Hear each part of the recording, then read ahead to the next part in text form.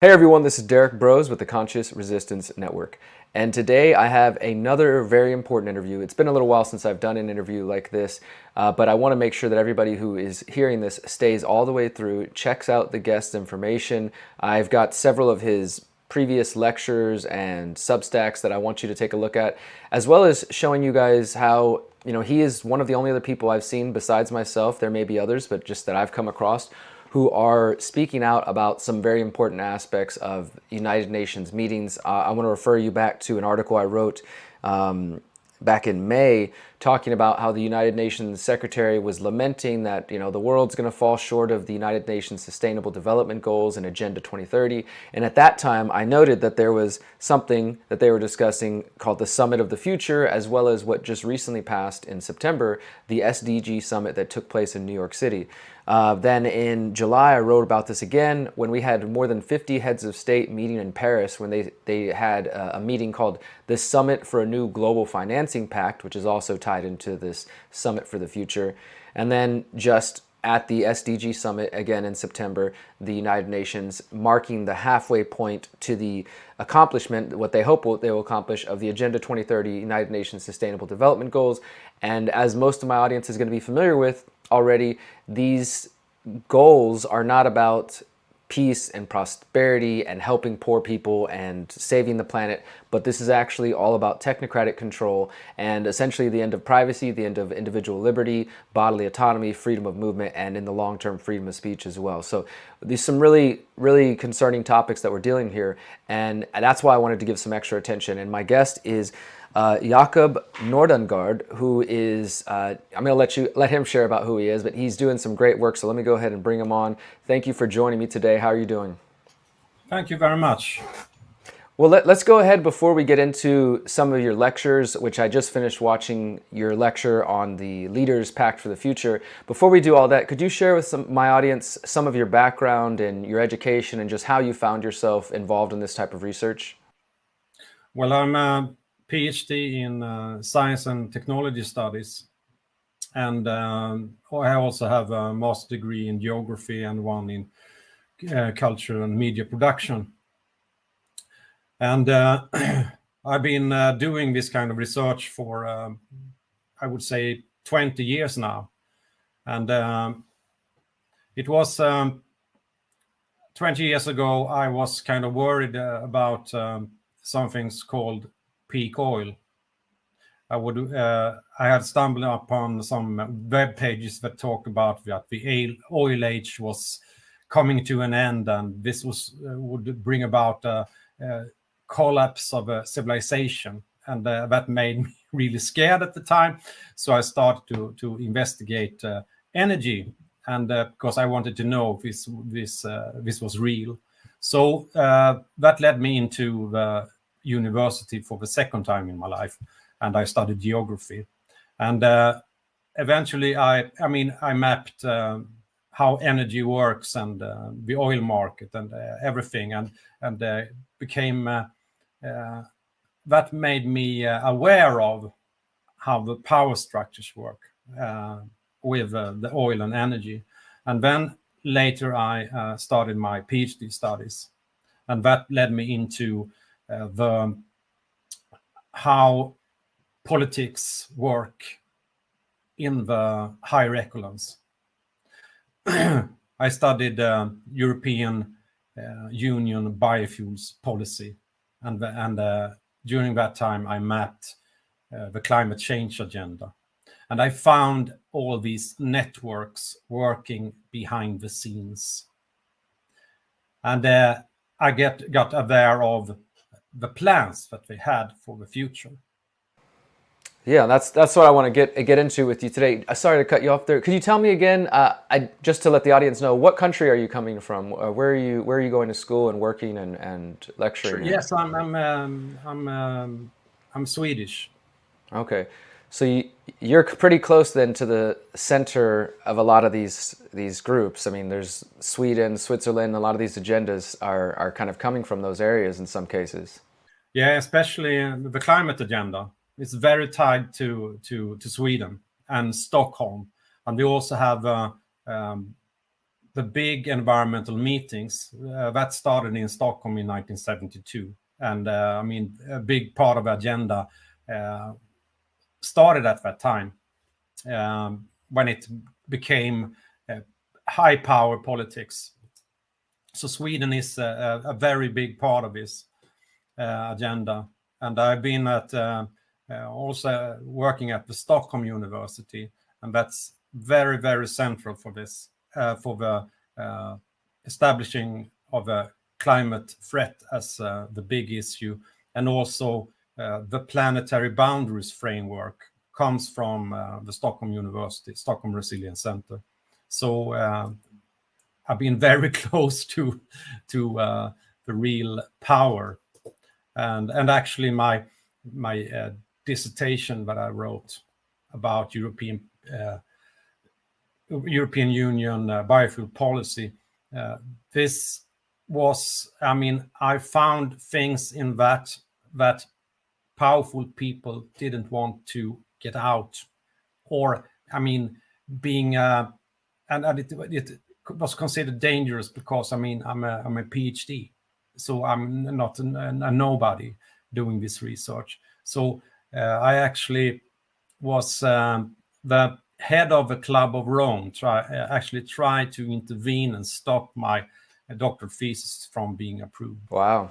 Wow, that was going to be my next question, Jacob, is since you are, as you said, a PhD and you're pretty close to the power center, if you had any pushback, or is your work taken seriously, or are you seen as a, quote unquote conspiracy theorist? Like in the United States, pretty much anybody who talks about these things is dismissed. Is it similar in that way, or do you find that you are taken somewhat seriously?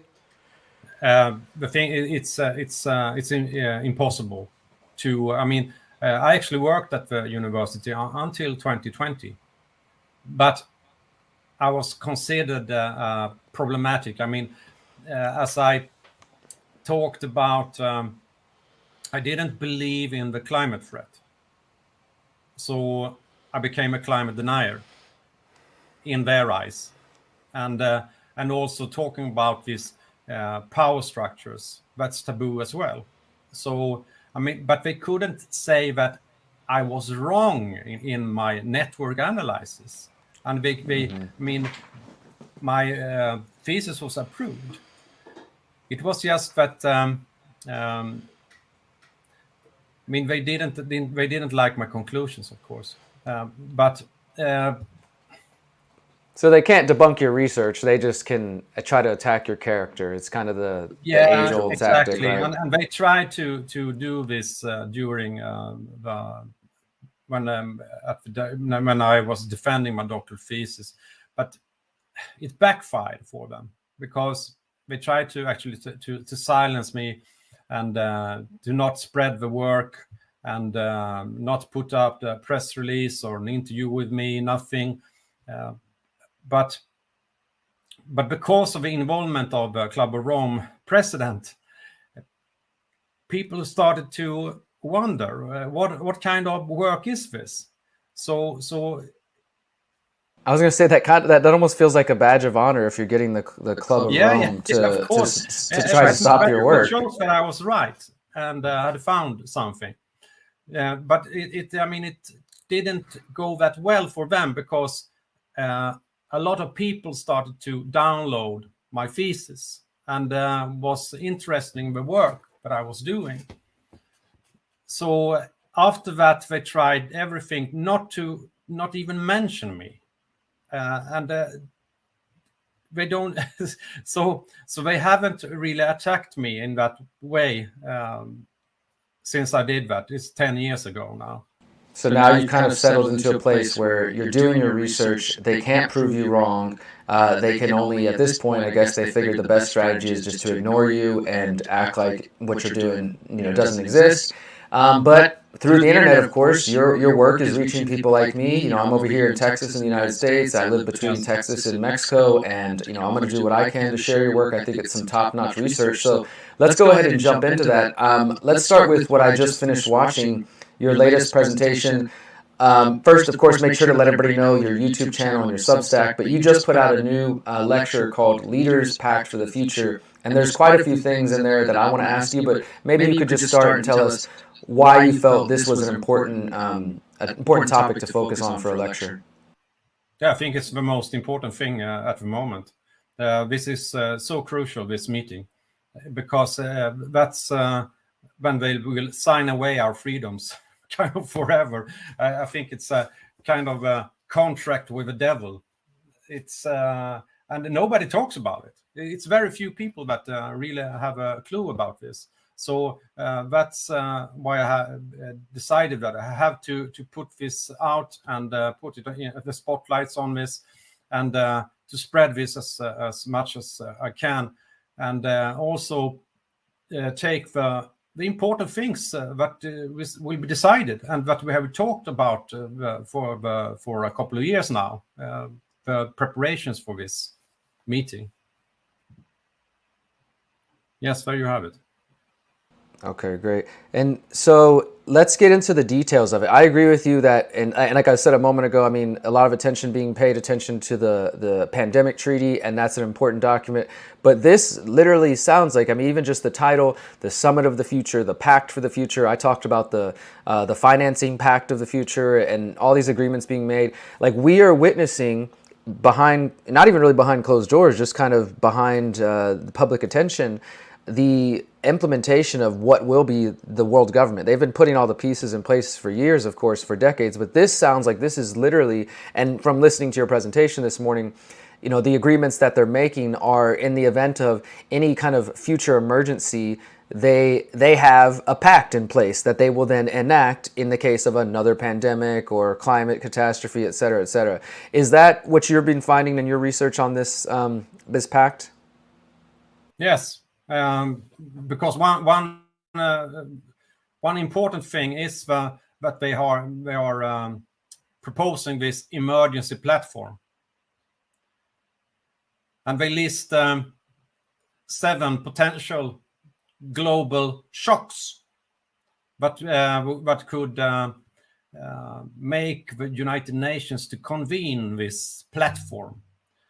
The emergency platform, that's in the event of this global shock, they will convene this platform, and they will put together actors. It's like the public-private partnership. You have the United Nations system, you have the big corporations from World Economic Forum, you have NGOs that will do work with opinion and so on. And they will have agreed on protocols before that will make, and they as a platform will act in unison. No differing opinions. They just, it's like a computer game, programmed. You just push a button and everything will just, it's like an explosion. Everything in place, and they just, as we saw during the pandemic, but now it's they really will have a central command for this. Yeah, you talk about a few different bureaucracies, and I think that's one reason why most people probably kind of tune this stuff out, because if you, as you know, once you get into this research of trying to map this network, you've got groups like with names like the High Level Advisory Board on Effective Multilateralism, and you got, you know, all these different acronyms and subgroups and advisory boards, and I think the average person just can't even keep up with like how much is going on that they're not even aware of. But let's talk a little bit about that. You talk about that board I just mentioned, the High Level Advisory Board, and how they are already in connection with pandemic preparedness and with this summit for the this Pact for the Future. As you said, they're already kind of getting all the pieces in place, and there's also discussions on AI, the need for AI to be a part of this equation as well, so that if we hit some kind of marker that they have created, whether that's pandemic, a claimed pandemic, a claimed climate emergency, we've also seen the World Economic Forum the last few months and really the last couple of years talking about a polycrisis, that we're moving into the era of polycrisis. It's not just pandemics and wars and climate, it's all of it together at one time, right? So whatever they choose to say satisfies their criteria, it would offset this need to, okay, now let's implement the Pact for the Future that we all signed back in 2024. And could you talk a little bit more about that, how groups like the High-Level Advisory Board on Effective Multilateralism, how they all kind of play a role in this bigger picture? Well, the High-Level Advisory Board, it's set up to actually take these proposals that Antonio Guterres had and tell them how could we achieve this. So they come up with a report in a couple of months ago. I think it was in April, and we propose 6 shifts, because everything is about shifts. And they also say that the purpose of this is to make a shift with an economic system from the one we have to a circular economy, in order to get the earth in balance. And this is a technocratic concept, because if you go back to the roots of this agenda, it's built on these ideas of a technocratic management system with no individual freedom, just management with the experts. So this is what this panel has done. They have these suggestions, and we talk also about anticipatory action, because that's a big part of this agenda, to kind of construct, or they have already built it, a digital world brain, like a crystal ball, where all the data from you and me and everyone else on the earth, I mean, digitization is a big part of this agenda and this pact. Everyone's data will be a part of something they call the Futures Lab. And in this way, they will be able to kind of look into the future and also prevent things that they don't like. It's a tool for social manipulation. Yeah, that's a scary thought. Jacob, I want to pause you here for a moment to go back for just a moment. You mentioned circular economy, and this is a term that the World Economic Forum and others have been using and promoting for a couple of years now. And I just wanted to pause there for maybe anybody who's not aware of this. So I just went ahead and did a search on Google CIA to see what they come up with. And right away you see a European Parliament definition, and they say circular economy is a model of production and consumption which involves sharing, leasing, reusing, repairing, refurbishing, and recycling existing materials and products as long as possible. In this way, the life cycle of products is extended. So, right off that definition, most people are going to see that and say, well, that doesn't sound too scary. That sounds like, hey, maybe a positive thing, reuse things, repair them, use them longer, etc. But this is really the way that these agendas are promoted and put into the public, right? With these kind of buzzwords and lingo, sustainability, equity, all that stuff. Could you talk more about that, though? What's the deeper, because you said the circular economy actually has really a technocratic aspect to it. Could you explain more to the listeners why something like a circular economy, when they hear that phrase, they should maybe kind of look a little deeper? Yes, of course, it sounds good. I mean, we had an economy before, and that was, I mean, when my grandfather and grandparents were around, they reused things, and it was about taking care of what you had. It wasn't about consuming all the time. But so it can sound good for people. Okay, we go back to the traditional ways and not have this stupid thing to treat our environment and just buy new stuff all the time. But this is not really about this, because in order to have this circular system, because this is a system, you have to follow all the material, all the resources to effectively balance the system. So that means that every item, I mean, and here you come to the Internet of Things, or as some people also say, the Internet of Everything, because you, in order to this system to function, you have to follow everything. So this will effectively create kind of an inventory of all the resources of the world that you can follow, and that is surveillance of everything. So that's what's in this system. Of course, it sounds good, and that's how we do it all the time. It's Sure. we just put these fussy words all the time, and actually this circular economy thing. The president of the Club of Rome was one of them who was introducing this concept. So even this, I have been very close to these people. Their fingers are everywhere. Their fingerprints are on everything. Yeah, and I would again invite everybody who understands that there are some positive benefits, of course, to reusing, recycling, repairing things, not being a consumer. Those are things that we can all, and I think both of us here are saying those are positive traits, but you have to understand that that's not really what they're promoting. Their whole goal has been since, I would wager a couple centuries, but definitely since the 70s and this Club of Rome and the modern environmental movement, to create a track and trace society. And now, like you mentioned, the Internet of Things, the Internet of Bodies, the Internet of Everything. That means sensors on everything. And for those who followed my work, you've seen my previous reporting on this. The technocracy wants a track and trace society to catalog everything.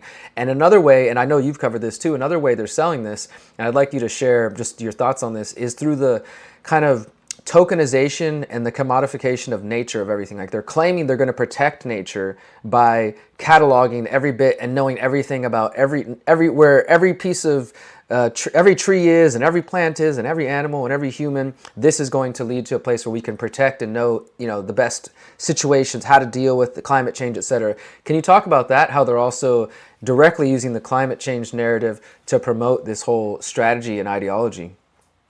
Yeah, I mean, climate change is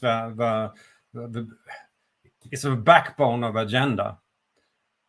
So, and as you say, I mean, it's to protect us from these problems. They need to track everything, and climate change, and that's what I think it got me in trouble. Because already in 2009, I wrote a working paper about who were creating this, had created this agenda from the beginning. So, I mean, but that's very important. So we also talk about mapping. I mean, if you go to climate change, early in the 50s, they talked about climate change, and that's when they started to use data projections, data modeling, and all these things. And this is a big part of this agenda as well, to be able to, with satellites, monitoring the Earth systems, and also be able to warn about things that could happen.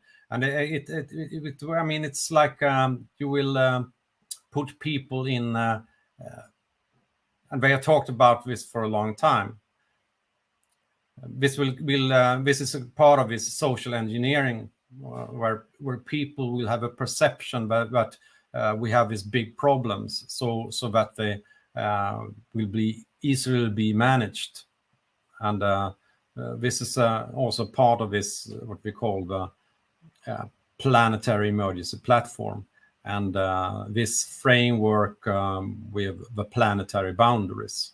Yep, they've been crafting this message and as you said, social engineering society for quite some time. They've got it down pretty well. They know how to engineer crises or allow them to happen, and then watch the public respond in real time, and then promote the plans they've had the whole time as the solution. So the more we understand their plans, the more we see what they're planning for the future, the better off we are when they try to unveil these plans. So, for example, if more of the public had been paying attention prior to 2020 and saw all the pieces that were being put into place to kind of prepare for that event, or maybe paying attention to the World Economic Forum, Club of Rome, and others as much as we are now, perhaps I don't know, maybe something could have been stopped or avoided. That's always the hope there. But I want to shift now to another topic that you did a great job talking about. Again, something else that you're the only other person that I've seen. I haven't even written about this, but I've come across it in my research. And this is the Declaration of a Planetary Emergency. This is coming from over off your Substack, where I encourage everybody to sign up. I will put those links below. And this says, Declaration of a Planetary Emergency to begin the long-term reduction of global population, Club of Rome and their mission to create a scientific dictatorship to prevent so-called dangerous human activities. So could you talk to us about this? What is the Declaration of a Planetary Emergency? And then on top of that, you're talking about the Club of Rome here. I'm curious if you think the Club of Rome is still, in terms of hierarchy, somewhere near the top there, because as I'm sure you've seen, the World Economic Forum has kind of become the face for this issue the last few years, but clearly the Club of Rome is still influential, still powerful. But I would say less people know about the Club of Rome and more people know about the World Economic Forum and Klaus Schwab. So yeah, could you talk to us about the planetary emergency and what role you think the Club of Rome is playing in all of this? Yeah, the Club of Rome has a huge role in this. And this Declaration of a Planetary Emergency, it's a proposal by something called I think it's Global Climate Commission. And this was put together by a Swedish foundation called Global Challenge Foundation. But that have connections also to the people of the Club of Rome, of course. But this and they want to, and this commission, you find people like Johan Rockström. He's a very important player in this, and he's the one that has come up with this idea of planetary boundaries. The planetary boundaries that we now as people are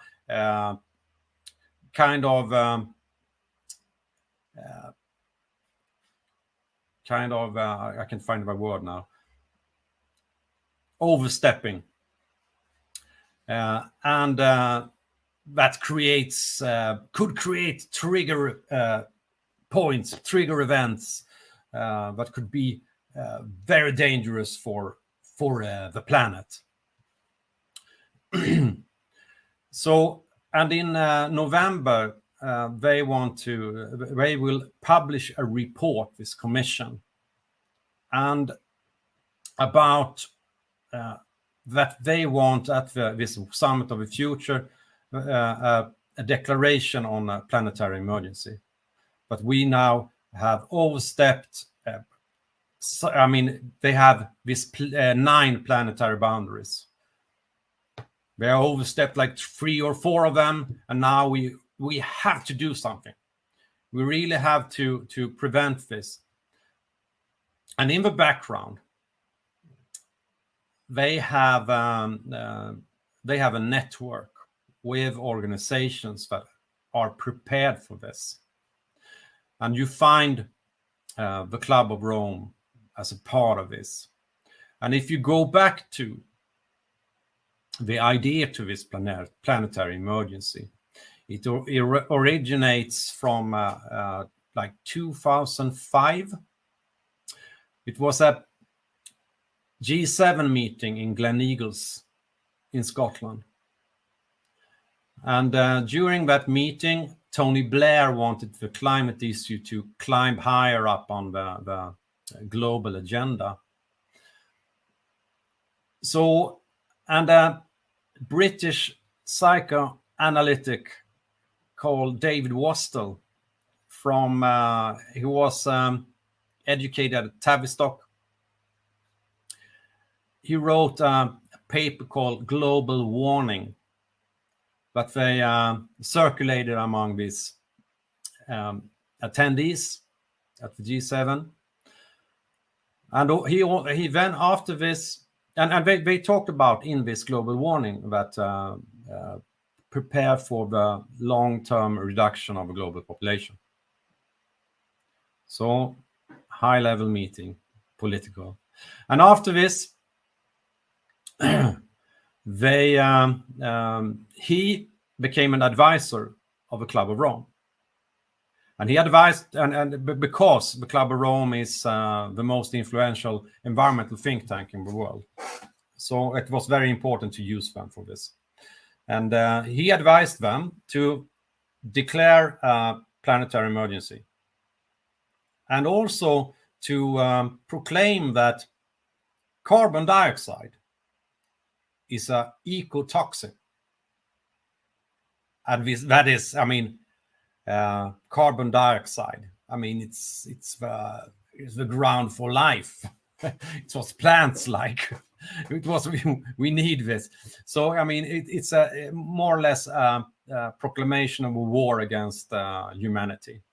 War against all life. I mean, and I think just to highlight what you said a moment ago for those who, if in case you didn't really catch it.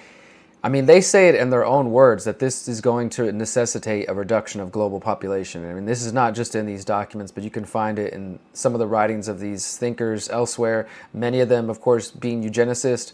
And for those who are watching on screen, I just wanted to show what you were talking about a moment ago about the planetary boundaries. And this is part of that climate commission, global commission, and it says here, enhance international scientific capacity for Earth system governance, establish an international planetary on planetary boundaries, drawing on the Earth Commission's work.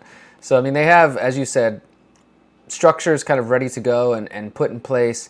They're talking about the planetary boundaries. They're saying that we've overstepped some of these boundaries, we being humanity, that we've gone too far, and this is going to, in order to get things back in balance, at some point, they're going to make it clear that it is my belief that they will make it clear there will need to be a reduction in population. At the same time, we're already seeing scientists and various researchers pointing to the fertility problems in different parts of the world, and not that we have an overpopulation problem, but that we have population growth problem, that the population is actually shrinking. Do you think that is a result, or that is a direct result of their activities, whether that's through things like toxins in the air and the food and the water, et cetera, that are slowly kind of affecting people and causing shorter lifespans in some cases, or just causing more disease, et cetera? Or do you think there will be kind of a more direct call for reduction in the population? It could be, but I think they have used these methods for a long time now, since the 50s, when we started this agenda in 1952 with Population Council. And of course, I mean, they have used a lot of other more kind methods, I would say, and not this. But of course, we have things that has happened in Africa and so on. But how they have talked about that they want to reduce the population. I mean, it's like we talk about a sustainable population on approximately 1.5 billion people or less, but it will be. I mean, we see now with the vaccines what will come out of that. More cancer, and then infertility, and it's a lot of things that we will eventually see the coming years, and more other things, other ways to reduce a population is, of course, through war, and I think we will see that as well. We have a big conflict that is coming up. Well, Jacob, I wanted to ask you another question about something I'd seen in your lecture on the Leaders Pact for the Future. Again, everybody, we're talking with Jacob Nordangård, who is doing some great research. I'm going to put the links to the Pharaohs Chronicles, his Substack, as well as his YouTube channel, and encourage you to check it out. You mentioned something during your presentation, which is a term I hadn't heard. I'm aware of similar concepts, but I must have missed this one back in the G20 years ago. They talked about Society 5.0, which sounds very similar to where we are now in terms of Klaus Schwab's Fourth Industrial Revolution or smart cities and things like that. But could you tell us a little bit about that point, the G20, also making it clear where things are headed and the path that we're on, or that they would like us to be on? The G20 is very important, and few people talk about G20. I mean, a lot of people that talk about G7 and the BRICS, and they think it's a kind of a conflict between them or whatever. But the G20 is where things are happening. And in 2019, we first had United Nations and World Economic Forum coming together in a partnership. And just about 1 month later, this concept with Society 5.0 was introduced in Japan, because they were the shares at that time of G20. And this fuses the Agenda 2030 with the Fourth Industrial Revolution. So that made it very out in the open. And all of the G20 system are working with this now since. And the Fourth Industrial Revolution was introduced by China in 2016. So, and if you look into what's produced at these meetings, it's all about implementing the Agenda 2030. The same as the BRICS says in their leader communiques. It's all about this new agenda. They are on board, everybody, but they don't want to really people to talk about these things. And of course, you don't have that much media attention about the G20 or what happens at these top level meetings. The only thing that they really want people to look at and to talk about is the climate summits. And I think that's because that's how they keep people in the fear of what will happen. So, but not that much talking about the solutions that these big global players come up with. Because if people knew about what this agenda is really about, I mean, people that if you discuss Agenda 2030 and they just see these pictures of oh wow, we are going to reduce poverty and everything, and everything is going to be a fantastic utopia if we just give them the power to manage this. But if you go into what we really talk about, I mean, it's all about technocracy.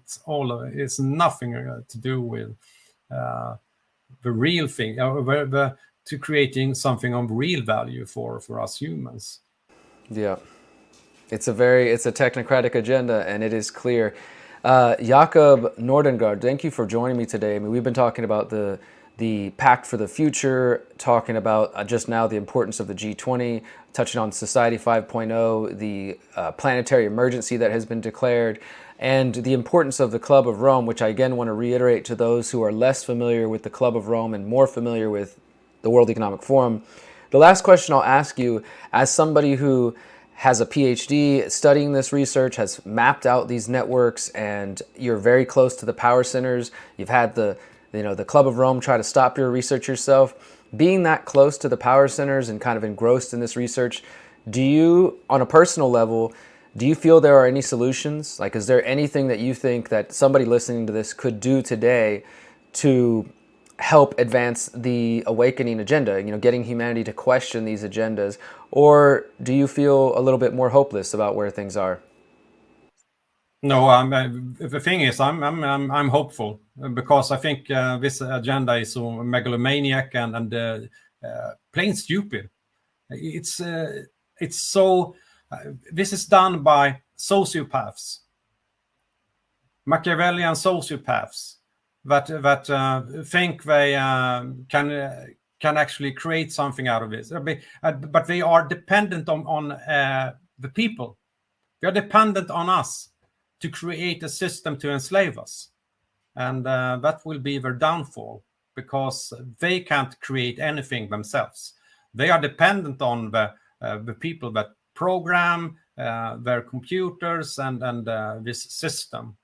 So as long as people are, and they are also, they need the consent of the people. So it's just for us to spread this awareness of what's really happening and say no to those fucking bastards.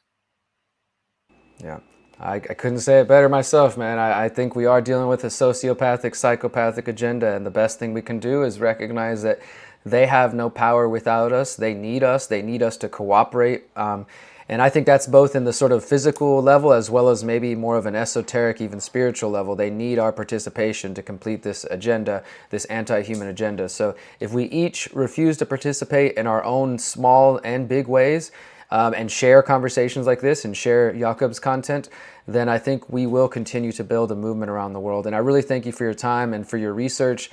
I'm glad to have discovered your work, and I hope that we can continue to stay in touch in the future.